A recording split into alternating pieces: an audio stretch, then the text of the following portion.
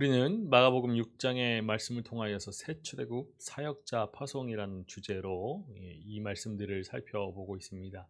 오늘은 두 번째 시간으로 새 출애굽의 사역자 파송이라는 주제에 12제자를 파송하시는 예수님의 모습을 볼 수가 있죠.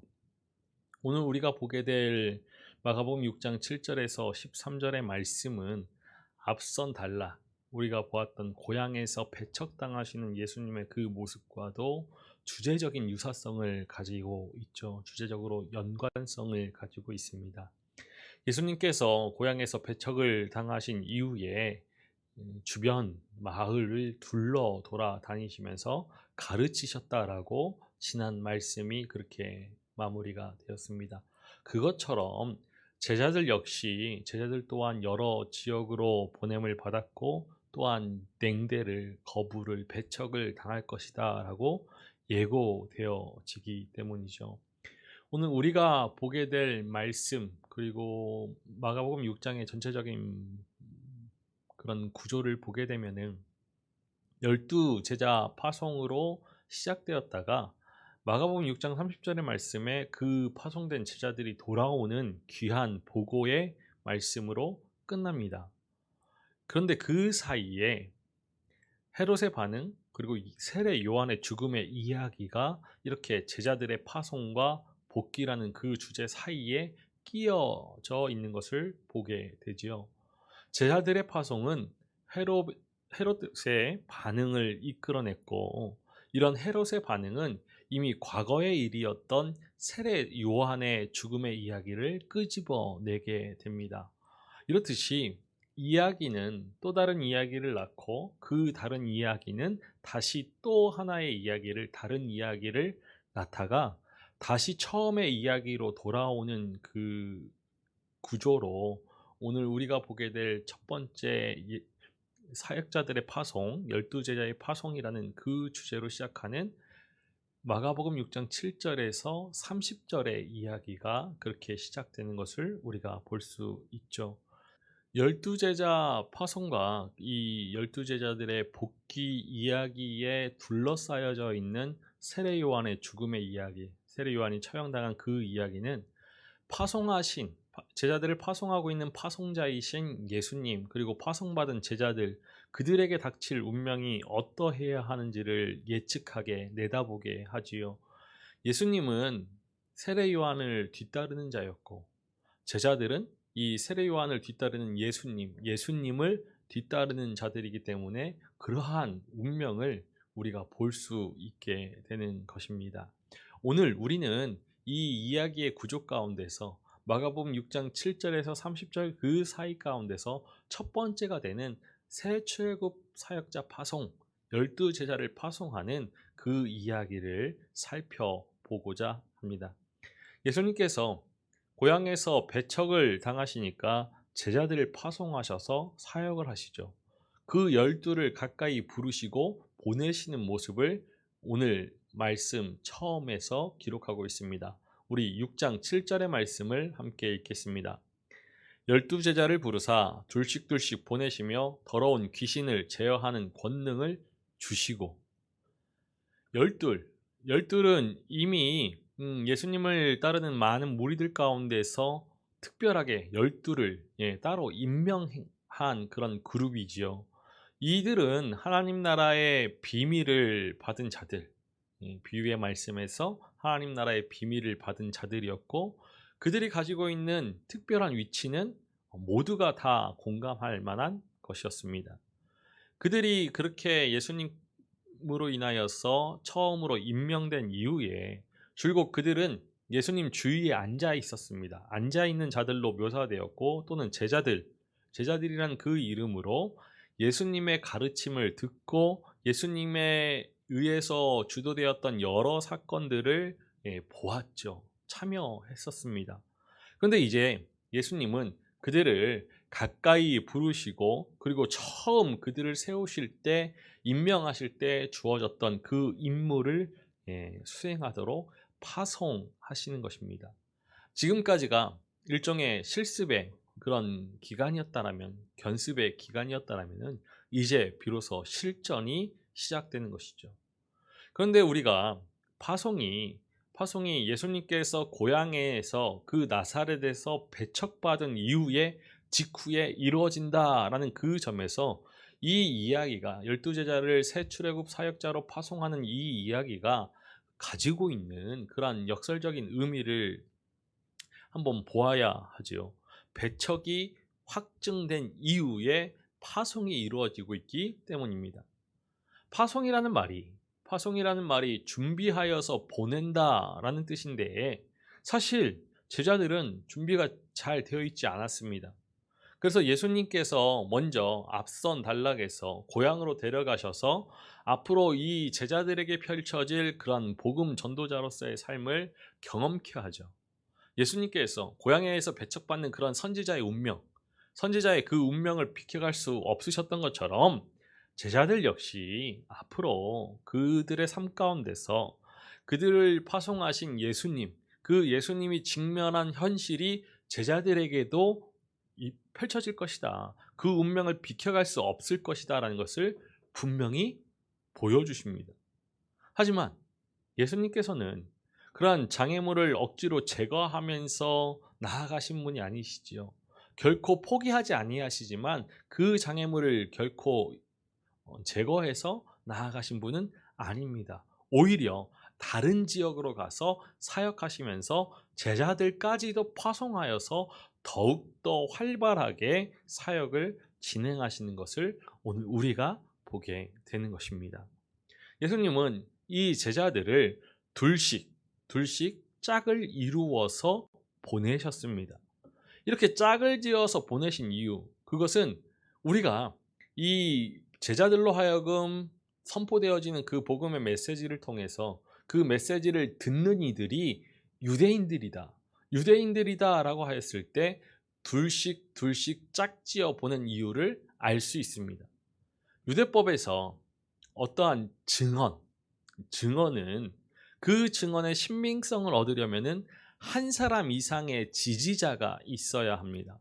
율법에도 이렇게 이야기하고 있죠. 우리 신명기 17장 6절의 말씀을 읽어보겠습니다. 죽일 자를 두 사람이나 세 사람의 증언으로 죽일 것이요 한 사람의 증언으로는 죽이지 말 것이며. 이렇듯이 제자들의 가르침은 사적인 것이 아니라 구약의 말씀들이 말하고 있는 하나님의 종말론적인 그 구원이 예수 그리스도를 통하여서 이루어졌다, 시작되고 있다는 것의 공적인 증언입니다.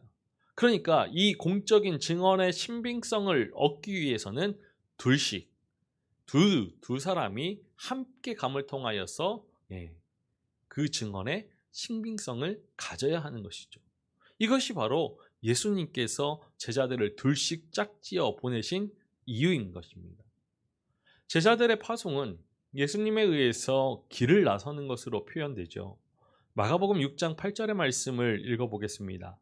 명하시되 여행을 위하여 지팡이 외에는 양식이나 배낭이나 전대의 돈이나 아무것도 가지지 말며. 사실 예수님께서 걸어오신 그 길은 세례 요한이 예비한 길이죠. 그리고 제자들 역시 예수님께서 걸어갈 물리적인 길을 만들기도 하였습니다. 근데 반대로 이제 예수님께서 그를 따라왔던 이들을 길을 떠나 보내시죠. 제자들이 떠나는 길, 걸어가야 할 그 길은 예수님께서 걸어온 길과 전혀 다르지 않을 것입니다. 파송은 예수님께서 해오셨던 그 하나님 나라의 사역, 새 출애굽의 그 사역을 12제자 역시 수행하도록 하는 것이지, 그리고 그 길을 걸었던 그 길을 걸어가는 것이기 때문이죠. 그렇다면 그 길을, 새 출애굽의 길을 걸어가야 할 이 12제자들에게 무슨 일이 기다리고 있을까? 우리가 앞서도 이야기했듯이 오늘 말씀은 제자들의 파송의 이야기죠. 근데 이 제자들의 파송의 이야기를 시작하여서 세례 요한의 그런 최후에 관한 이야기를 통과해서 다시 제자들이 복귀하는 이야기로 마가복음 6장 7절에서 30절의 말씀이 그렇게 그렇게 되어 있는 것을 우리가 보았습니다. 이런 사건 이야기의 구조가 예수님과 그 제자들의 걷는 그 길의 미래를 길을 예비하는 자, 길을 준비하는 자의 최후에서 바라보도록 하는 것입니다. 길을 나서는 제자들에게 주신 그런 지침 역시 우리가 눈여겨 보아야 하죠. 우리 마가복음 6장 8절과 9절의 말씀을 읽어 보겠습니다. 명하시되 여행을 위하여 지팡이 외에는 양식이나 배낭이나 전대 돈이나 아무것도 가지지 말며 신만 신고 두벌옷도 입지 말라 하시고, 예수님께서 제자들에게 신발 한 켤레 그리고 옷 한 벌 그리고 지팡이 하나를 제외하고서는 양식, 배낭, 전대에 그리고 돈 같은 그런 어떤 것도 가지지 말도록 명하십니다. 이러한 모습을 보면은 이때 당시 이제 후에 헬라의 견유학파라는 사람들이 이러한 삶의 자세를 가졌다라고도 이야기합니다. 또 이때 당시 에세네파, 에세네 그런 공동체 그런 사람들이 이러한 지팡이 샌들만 그렇게 신고 입은 채 그리고 가지고 있는 채 그렇게 떠돌이 생활들을 했다라는 것을 보는데, 이 제자들이 파송받을 때 가져야 했던 그 차림새, 행색은 출애굽하던 날 저녁 곧 유월절을 맞이할 때 하나님께서 이스라엘 백성들에게 갖추도록 명하신 그런 모습과도 유사하죠. 우리 출애굽기 12장 11절의 말씀을 읽어보겠습니다. 너희는 그것을 이렇게 먹을지니 허리에 띠를 띠고 발에 신을 신고 손에 지팡이를 잡고 급히 먹으라. 이것이 여호와의 유월절이니라. 말씀은 신을 신고 지팡이를 잡고 유월절 식사를 하도록 명하면서 후에 신명기 29장의 말씀을 보면 출애굽 그 40년의 광야 생활 때 이스라엘 사람들의 신과 의복이 헤어지지 않았다라고 합니다. 예수님께서 제자들에게 갖추도록 명하셨던 그 지팡이, 그리고 여분의 신 없이 한 켤레의 신, 그리고 허리띠, 그리고 또 두벌옷도 아닌 단 한 벌의 옷, 이것이 출애굽을 앞둔 이스라엘의 채비에 동일하게 나오고 있죠. 따라서 이렇게 길을 떠나는 제자들의 모습은 이 애굽, 이집트를 벗어나서 새로운 시작을 향해 나아가는 옛 이스라엘의 긴박한, 급박한 그러한 탈출의 모습을 떠올려 줍니다. 예수님께서 이렇게 제자들에게 명하신 복장은 옛 출애굽을 기억하면서 새 출애굽이 다가왔음을 알리는 출애굽 복장이죠. 출애굽 복장. 그렇다면 왜 예수님께서 제자들에게 이 옛 출애굽을 떠올리는 그러한 채비의 모습을 하도록 말씀하셨을까? 우리가 앞서 3장에서 보았듯이 3장 13절과 14절 말씀에서 보았듯이 12제자는 이 이스라엘 민족의 12지파를 상징하는 숫자였습니다. 그리고 1장에서 말씀하듯이 예수님의 사역은 새 출애굽, 곧 종말론적 새 출애굽의 차원에서 시작되고 있었죠.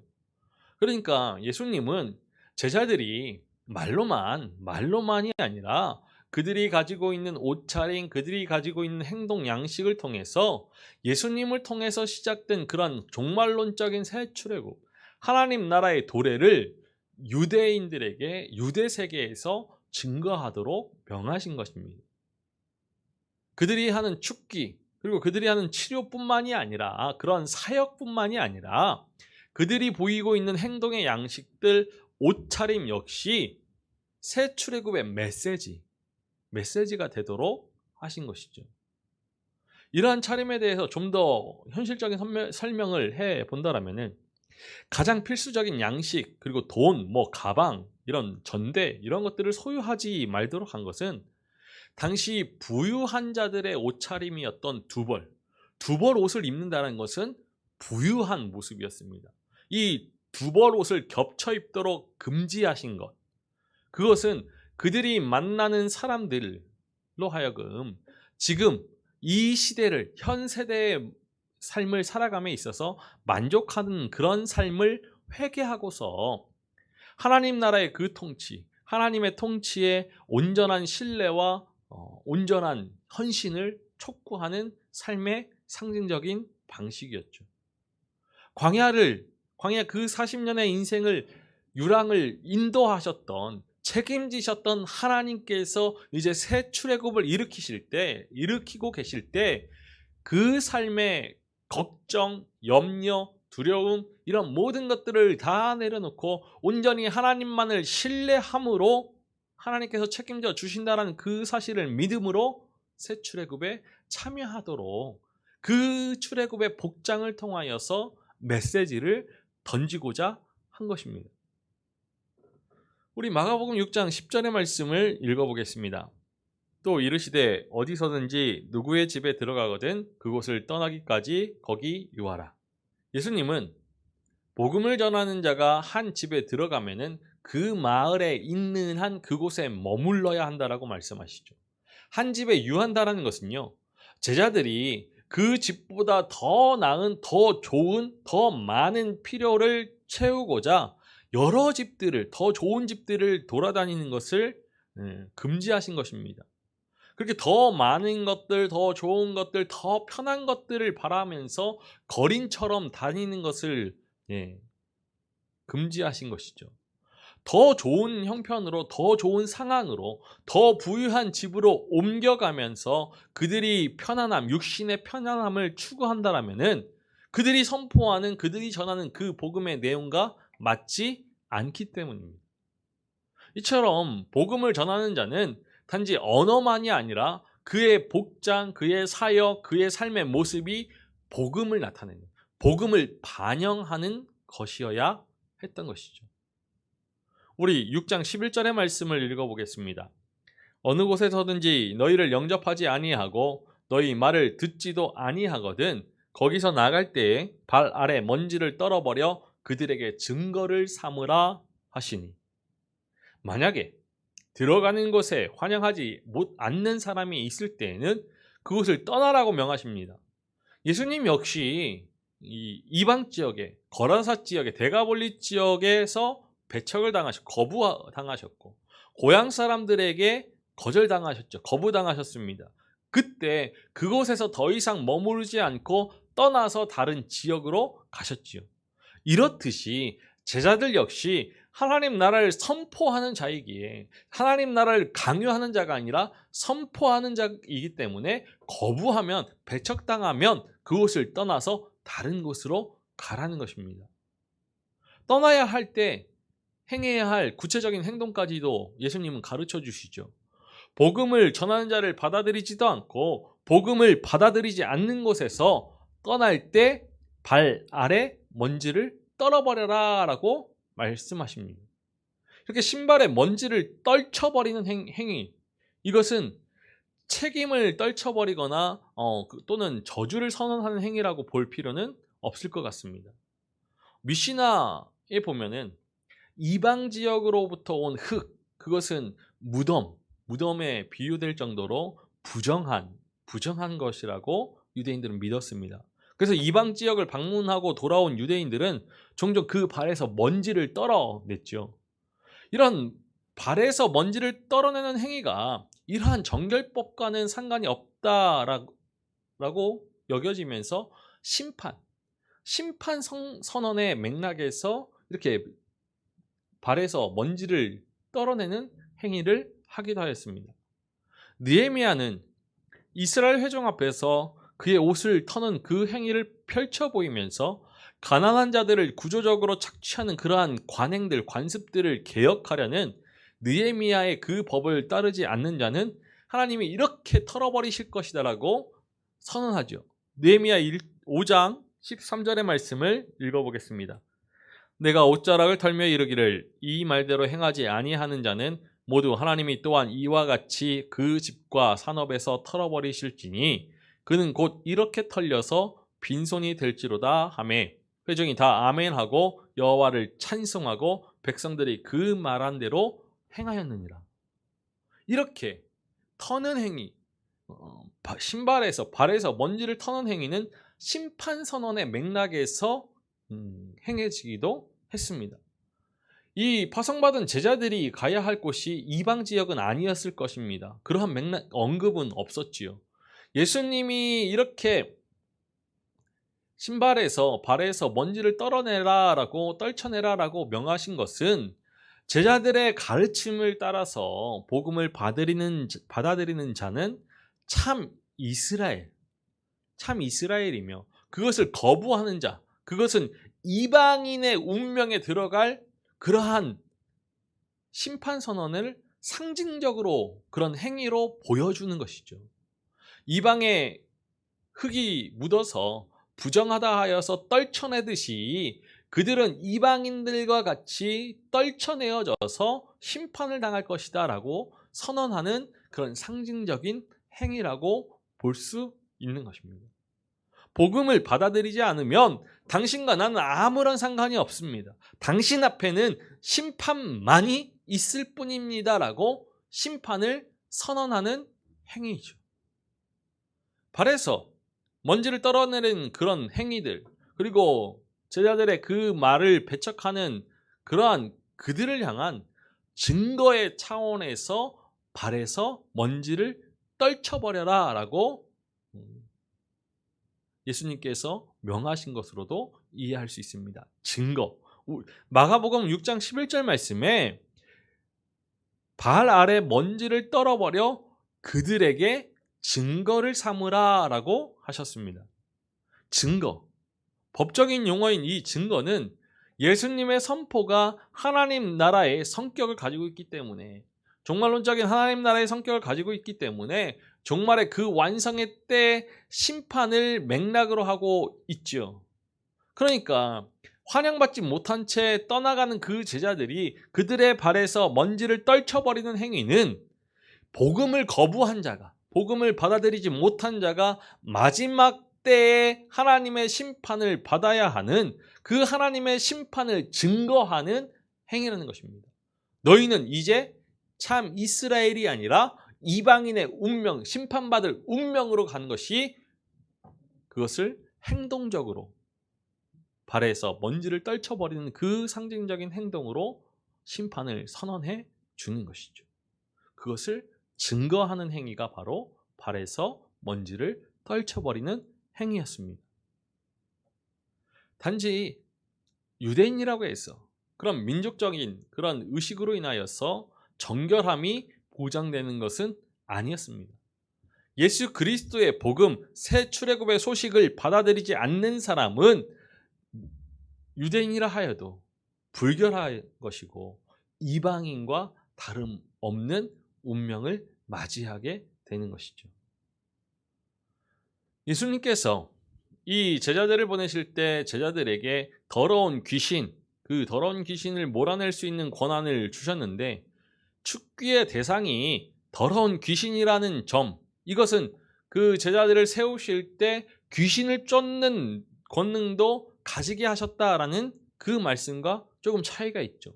귀신과 더러운 귀신. 마가복음에서는 그냥 귀신이라고도 하고 더러운 귀신이라고도 하면서 상호 이렇게 교차하면서 사용하는 것을 우리가 볼 수 있습니다. 오늘 말씀에서도 7절에서는 더러운 귀신이라 이야기하고 13절에서는 그냥 귀신이라고 이야기하죠. 이렇게 이 7절의 말씀에서 제자들이 받은 권세를 굳이 더러운 귀신을 제압하는 것이다 라고 이야기하는 분명한 이유가 있을 것입니다. 앞서 말씀들은 예수님께서 거라사 지역에서 더러운 귀신을 수장시켜서 한 사람과 한 그 마을, 그 무덤과 거라사 지역을 정화하셨죠. 깨끗하게 하셨습니다. 그리고 정결법상 부정한 그 혈루증 여인과의 접촉이, 만짐이 치료의 통로가 된다는 것도 앞서 보여주셨죠.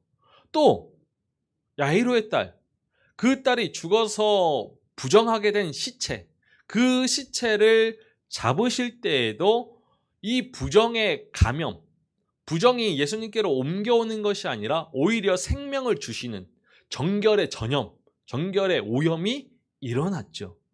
이렇듯이 12 제자들은 이 모든 사건의 현장에서 직접적으로 또는 간접적으로 참여하면서 예수님께서 어떻게 부정한 것들을 정화시켜 나아갔는지 보았고 들었습니다. 특히 혈루증 여인을 치유하는 그 과정 가운데서 누가 예수님을 만졌는지 그러한 질문을 받고 대답을 할 때 그런 논쟁과 가까운 대화를 예수님과 주고받기도 했죠.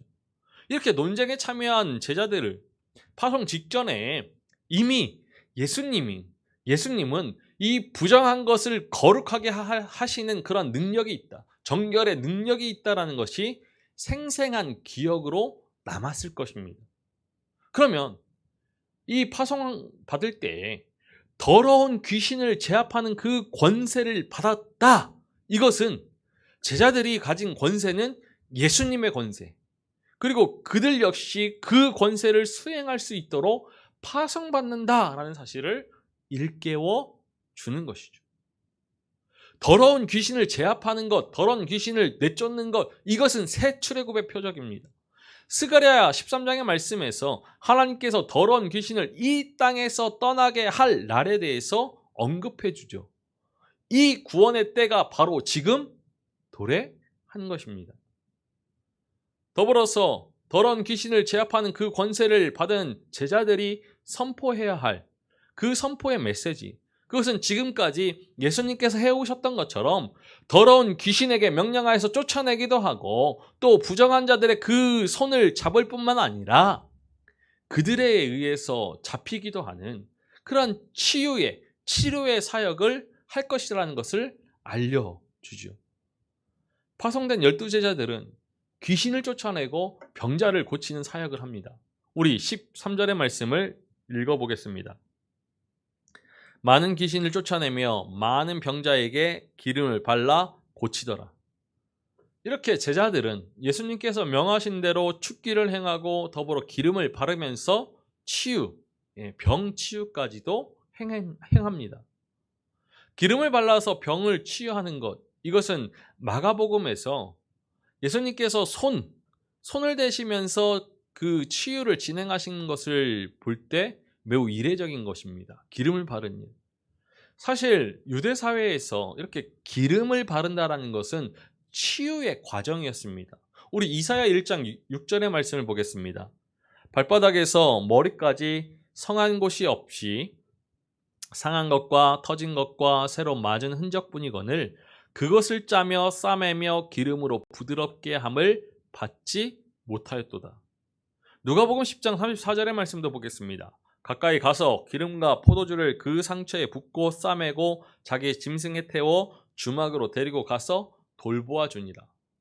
우리가 익히 잘 알고 기도하는 그런 말씀이죠. 야고보서 5장 14절의 말씀을 보겠습니다. 너희 중에 병든 자가 있느냐? 그는 교회의 장로들을 청할 것이요 그들은 주의 이름으로 기름을 바르며 그를 위하여 기도할지니라. 이렇듯 기름을 발라서 병을 치유하는 것이 이 유대 사회의 일종의 전통, 관습이었다 할지라도 마가복음이 제자들의 그런 치유가 기름을 바르는 일로 인하여서 이루어졌다라는 것을 말하는 것은 아닐 것입니다. 오히려 이렇게 기름을 바른다는 것은 예수님을 통하여서 파송받은 이 제자들을 통해 하나님께서 치유를 베푸신다. 그런 하나님께서 치유하신다라는 것을 보여주는 상징적인 행위로 이해해야 하는 것이죠. 무엇보다 이 모든 일이 예수 그리스도 새 출애굽의 메시아를 통해서 시작된다라는 그 사실을 선포하면서 그를 통하여서 치료받은 이들이 예수님에게로 돌이키도록 제자들은 파송받은 것입니다. 우리 마가복음 6장 12절의 말씀을 읽어보겠습니다. 제자들이 나가서 회개하라 전파하고. 제자들은 사역을 통하여서 구원의 때가 도래함을 암시해 주는 것과 함께 회개하라는 메시지를 전해야 했습니다. 구원의 때가 도래할 때 반응하는 그런 가장 바람직한 반응이 무엇이냐? 그것은 바로 회개이죠. 회개. 회개는 예수님께서 선포하신 하나님 나라의 핵심 메시지였습니다. 유대적인 맥락에서 이 회개는 하나님께로 돌이킨다. 하나님께로 돌이킨다라는 뜻이 있지만 예수님 그리고 제자들이 말하는 이 회개는 회개의 선포는 하나님께서 예수 그리스도 안에서 새 출애굽의 메시아이신 예수 그리스도 안에서 예수 그리스도를 통해서 일하고 계신다라는 것을 믿어서 예수님을 따르라. 예수님을 따르라라는 메시지이죠. 새 시대가 도래하고 있습니다. 새 출애굽의 새 시대가 도래하고 있기에 옛적 사고방식, 전통과 그런 가치 중심의 그런 옛 사고방식과 행동의 방식들을 버리고서 새롭게 생각하고 새롭게 행동해야 합니다. 새 출애굽의 시대에 맞게끔 그렇게 행동하고 사고하고 그 가치를 추구해야 한다. 이것이 바로 회개하라의 내용이었던 것입니다. 오늘 예수님은 새 출애굽의 사역자로 12 제자들을 파송하십니다. 부르시고 둘씩 짝지어서 보내시죠. 더러운 귀신을 쫓아내는 권세를 주시고 기름을 발라서 병을 고치게 하시며 또 회개하라라는 메시지를 새 출애굽의 메시지를 선포하도록 하십니다. 이것이 바로 그들이 감당해야 할 사역이었죠. 구원받아서 새 삶을 살아가는 생명의 삶을 살아가는 우리 역시 이 땅에서 새 출애굽의 사역의 삶을 살아가야 하는 사람들입니다.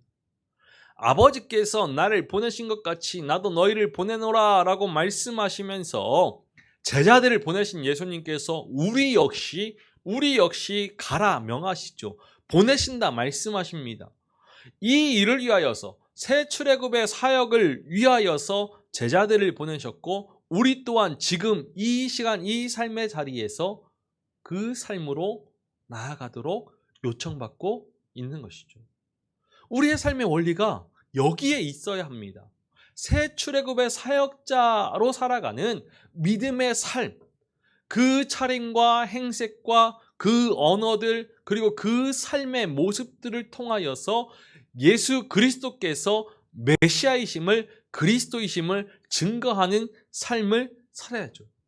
우리는 예수 그리스도의 제자로 예수 그리스도께서 허락하신 그 생명을 살아가는 새로운 존재로 새 사람으로 이 땅에 살아갑니다.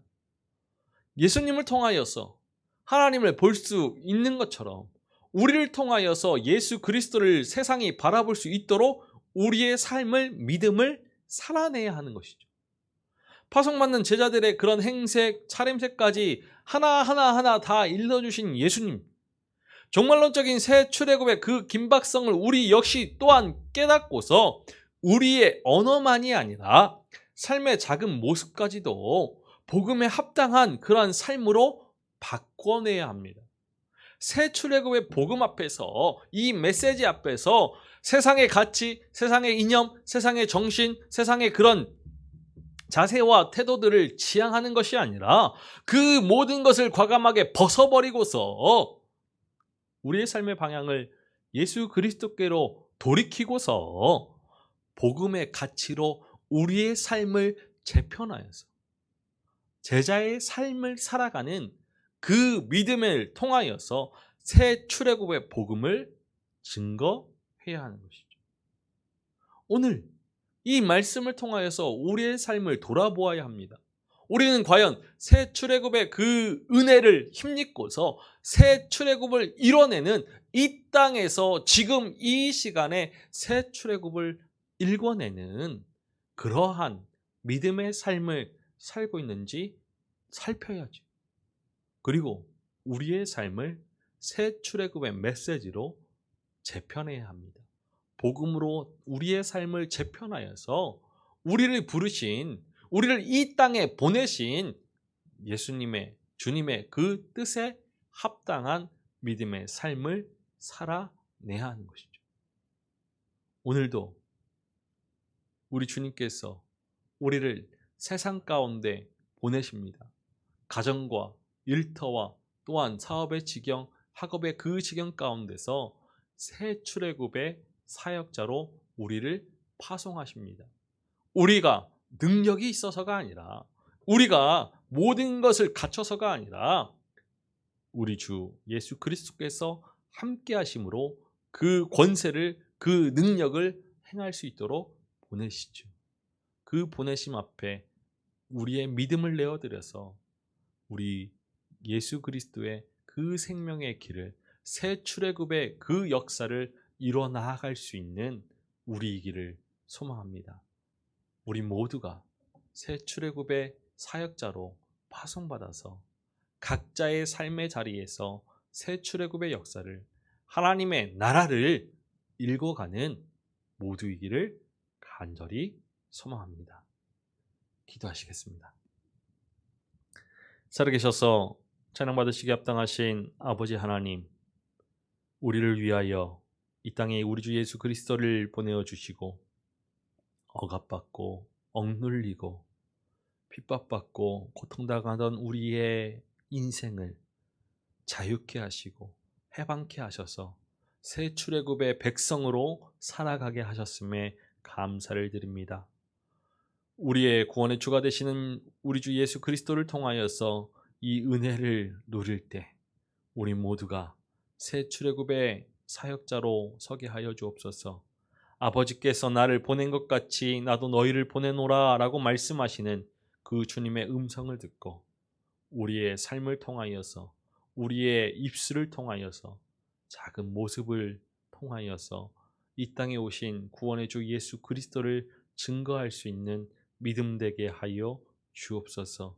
세상의 가치와 이념들, 세상의 정신들을 쫓아가는 것이 아니라 복음에 합당한 믿음의 삶으로 우리의 삶을 재편하고 우리의 삶을 변화시켜서 하나님의 선하시고 온전하신 그 뜻을 이루어가며 우리의 삶에 놀라운 새 출애굽의 역사를 기뻐하면서 하나님 나라를 읽어갈 수 있는 믿음 되게 하여 주옵소서. 우리와 함께 하시는 주님으로 인하여서 이 모든 그 사역들을 감당케 하시고 날마다 믿음으로 순종하면서 주님의 영광을 바라볼 수 있도록 인도하여 주옵소서. 감사를 드리며 우리 주 예수 그리스도의 이름으로 기도하옵나이다. 아멘.